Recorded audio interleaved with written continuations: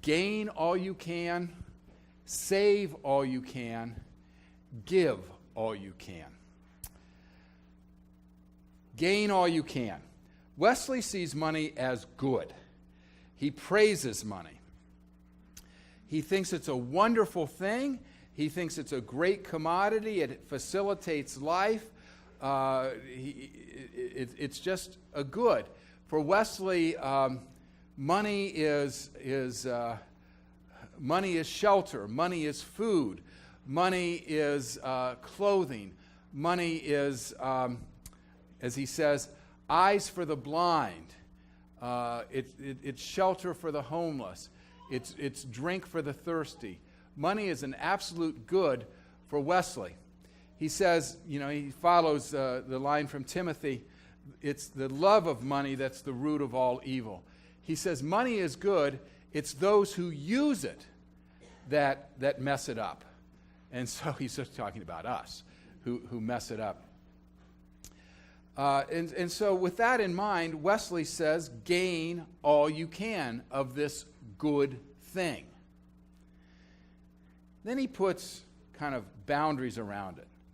And he says, gain all you can, but not at the expense of your health. Now, I think throughout this sermon, I think he's talking about people who have choices in their life. Some people just don't have choices. And that's a sad part of our economy. It's a tragic part of our economy. But he says, gain all you can, but not at the expense of your health. Gain all you can, but not at the expense of your soul or your spirit. Wesley says there are certain things that might not damage another person, but would be at the expense of his soul. And he talks about he could not be a mathematician because he would probably end up being a deist or an atheist. And so for him, the gaining all you can, he could not be a mathematician. He says for other people, that's no problem, but for him it would be. Then he goes on to say, gain all you can, but not at the expense of your neighbor's substance. Do not gain all you can by taking your neighbor's house. Do not gain all you can by undercutting your neighbor's business. At this point, he starts to quit preaching and he starts to meddle, I think. And this is where preachers should stop talking about money, where we get to it. Do not gain all you can at the expense of your neighbor's health. Do not gain all you can at the expense of your neighbor's land. So he puts some boundaries around this. He's very mindful, I think, of what Kristen read in Leviticus 25, which is a great chapter. It's called the Year of Jubilee. And it begins by talking about care of the land. And it's basically saying, don't gain all you can at the expense of the land where the land will be impoverished, at the expense of the land which causes erosion and pollution. Be mindful of that. Give the land a rest. And then the chapter goes on and talks about gaining all we can not at the expense of our neighbor. Every 50 years, slaves are to be set free. It's a reset button. It's not a situation where the rich get richer and the poor get poor. Every 50 years, land returns to its original owner. Slaves are set free. Debts are forgiven. Wesley would like that. Gain all you can, but not at the expense of your neighbor getting poorer and poorer and poorer, so the gap just gets worse and worse and worse. Parenthetically, when we talk about the gap between the rich and the poor, probably everybody in this room is in the upper 1% of the world's income.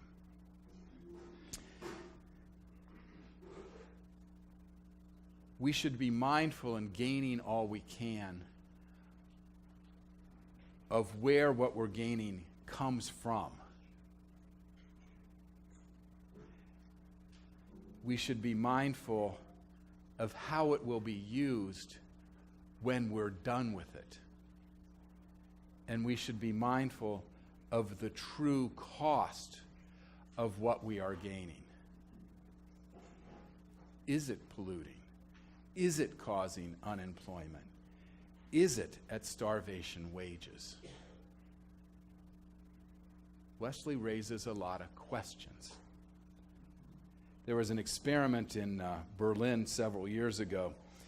I don't know how they set it up, but they had vending machines, and you could put your euros in the vending machine, and you would get a T-shirt. And so people would put their money in the vending machine for the T-shirt, but before they got the T-shirt, the machine would show a video of the person in Indonesia who made the T-shirt. And it was an underage child who worked 16 hours a day for 15 cents an hour. And when the video ended, people were given the choice of their T-shirt or donating their euros to justice for the workers in Indonesia. The survey, the experiment showed that almost everyone refused to get their T-shirt and donated to the cause of just employment of children in Indonesia. It's called the principle of proximity, that the closer we are to something and the effects of what it's doing have an effect on us, and we feel obligated to help. And the further away we are, the less obligated we feel to help a person. Pope Francis calls it the globalization of indifference. So gain all you can. Just be mindful of the effect it's having on other people and on the earth. Then Wesley says, save all you can. And this is where he really gets me. He comes out, he says, save all you can. He would have hated credit cards. He would have hated impulse buying. He would have hated instant gratification. Wesley was very much against luxuries and superfluities. He didn't like jewelry, didn't like ornamentation. He was very outspoken against flower gardens because in a world of hunger, you should have vegetable gardens and raise food for people. Very much against any kind of luxury. I would kind of see him as a killjoy, you know? Save all you can. I suppose the question is, do I really need this? Do I really need this? And am I gratifying my ego needs? You know, what am I using to justify myself? My stuff? My things? You know, save all you can be good advice. You know, I think of the stories of athletes that we read fairly frequently, of people who have multi-million-dollar contracts, and when they retire, they have nothing. You know, what did you do with it? You know, you bought stuff. You bought stuff, and stuff is a problem in our society. Wesley goes on to say, don't gratify your own desires. Make sure you need it. And he says, don't gratify the desires of your children. Don't spend money unnecessarily on your children. And he goes on to say, and don't leave it to them because they'll probably waste it themselves. Yeah, what a great guy, you know. When I went to Nicaragua in 1990, it might have been my first trip abroad, and Nicaragua is the second poorest country in the Western Hemisphere. And I was really blown away by the poverty in Nicaragua. And when I came back, I instituted a policy that never again would I buy something without giving something away. So if I bought shoes, I would give the shoes, a pair of shoes away. If I bought a sweater, I would give a sweater away, and so on. And Susan became acutely aware of this policy that I had instituted. And one Christmas, she said to me, "You know, I saw a really nice sweater that I wanted to get you, but I knew you'd give a sweater away, and I liked all the sweaters you have, so I didn't get you anything."